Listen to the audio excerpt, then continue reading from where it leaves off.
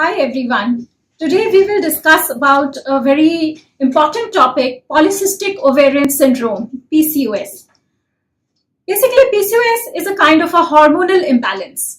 ये जो है commonly इसका इंसिडेंस हम अपनी पॉपुलेशन में देखते हैं 7 to 27% तक लोगों में, लेडीज में ये पाया जाता है. कॉमनली इसका जो एज ग्रुप है वो है reproductive age group 14 years, 15 years around girls से लेके 44 to 45 years old women में ये कॉमनली देखा जाता है. तो बेसिकली व्हाट इज पीसीओडी या पीसीओएस?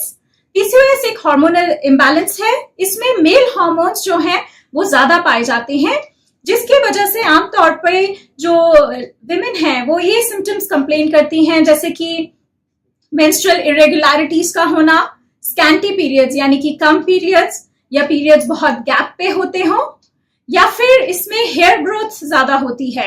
हेयर ग्रोथ हो सकती है फेस पे या बॉडी में, एक्सेसिव हेयर ग्रोथ, इसे हम हिर्सुटिज्म भी कहते हैं.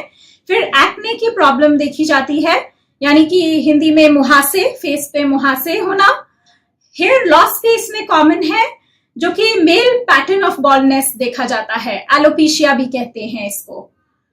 अगर हम वेट गेन की बात करें तो वेट गेन पर से सिर्फ इसका सिम्टम भी ही नहीं है, इसका एक कॉज भी है. क्योंकि अगर देखा जाए तो जैसे कि वेट गेन होता है या ओबेसिटी होती है तो हार्मोनल इम्बैलेंस होता है, क्योंकि उसमें इंसुलिन रेजिस्टेंस होती है और उसकी वजह से पीसीओडी होता है. और या फिर देखा जाए तो पीसीओडी की वजह से भी वेट गेन हो सकता है. तो it's both the ways that weight gain can cause PCOD and PCOD can cause weight gain. So both the things are linked with each other. So इस तरह के symptoms इसमें common होते हैं.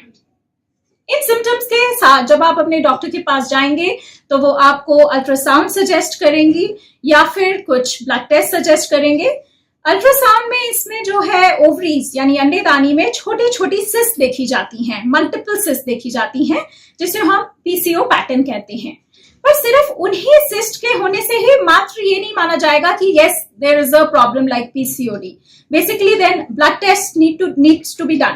सो ब्लड टेस्ट किए जाते हैं, हार्मोनल ब्लड टेस्ट किए जाते हैं, डॉक्टर्स आपके सिम्टम्स एनालाइज करते हैं और उस हिसाब से एक डायग्नोसिस बनाया जाता है.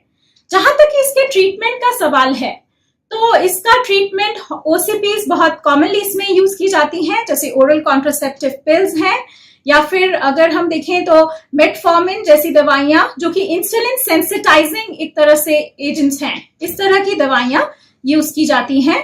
बाकी हेयर ग्रोथ एक्सेट्रा के लिए तो आपको आपके डॉक्टर लेजर ट्रीटमेंट भी एडवाइस कर सकते हैं, but mainly for PCOD OCPs and weight loss is the mainstay of treatment for PCOD.